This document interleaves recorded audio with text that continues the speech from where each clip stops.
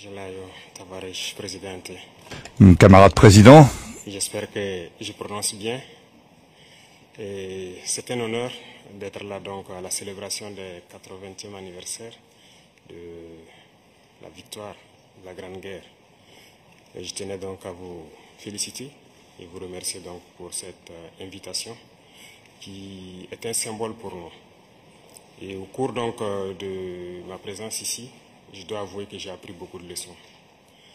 Cette séance que j'ai pu assister avant le dîner la veille, la séance culturelle, m'a fait comprendre que l'histoire et la culture sont le socle pour bâtir une armée forte et résiliente.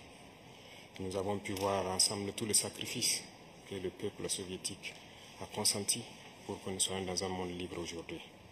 Et nous tenons donc à vous dire merci pour cette invitation, parce que ce sont des moments qui nous ont permis aussi de réfléchir à notre situation et de penser à de nouvelles perspectives. Et sur ce, je pense que les obstacles que nous avons aujourd'hui devant nous ne doivent pas nous arrêter.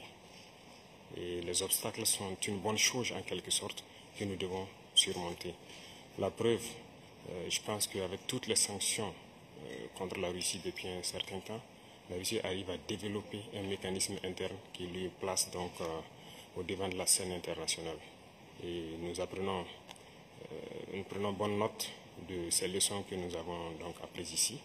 Et même au niveau de la parade, je tiens à dire que j'ai été émerveillé de voir l'enchaînement donc des engins qui ont défilé devant nous, notamment depuis le char mythique T-34 qui a gagné donc lors de la Grande Guerre jusqu'aujourd'hui au char moderne.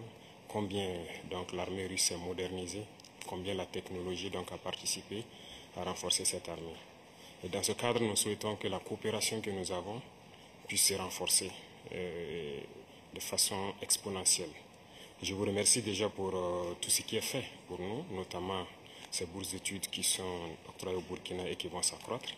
Et ce matin, j'ai visité donc l'université de chimie et je disais que le volet sur lequel nous allons axer après la défense et la sécurité, c'est le volet de l'éducation. C'est ce volet qui nous intéresse le plus, notamment les sciences. Il faut que la Russie puisse nous aider à former notre jeunesse, notamment dans le domaine des sciences, pour que nous puissions développer chez nous la machinerie, en gros. Que ce soit la machinerie qui va avec l'armée ou la machinerie qui va avec l'industrie.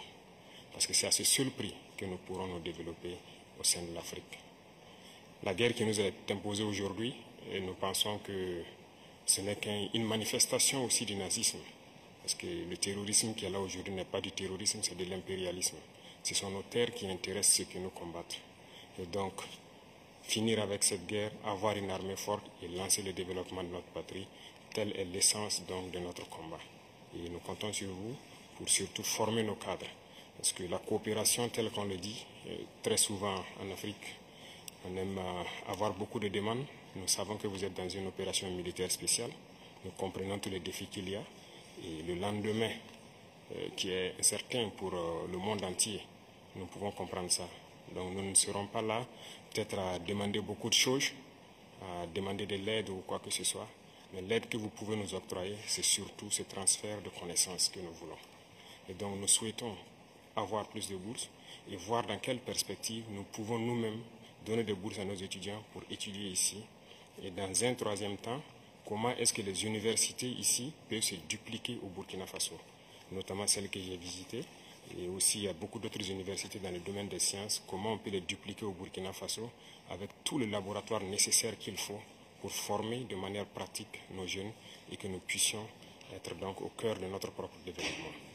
Donc c'est la demande essentielle que nous avons actuellement dans le contexte que nous vivons pour pouvoir transformer tout ce que nous avons sur place, produire beaucoup de choses nous-mêmes et que le Burkina Faso soit un hub où beaucoup de jeunes Africains vont venir et apprendre aussi la science. Parce qu'ici en Russie, vous avez d'éminents scientifiques et il y a eu beaucoup de savants que nous continuons donc d'étudier leurs œuvres. Et je pense que c'est un arbre où nous pouvons soutirer la science pour nous développer. L'autre chose, c'est surtout dans le domaine militaire. Nous avons beaucoup de projets avec donc, le ministère de la Défense. Nous souhaitons donc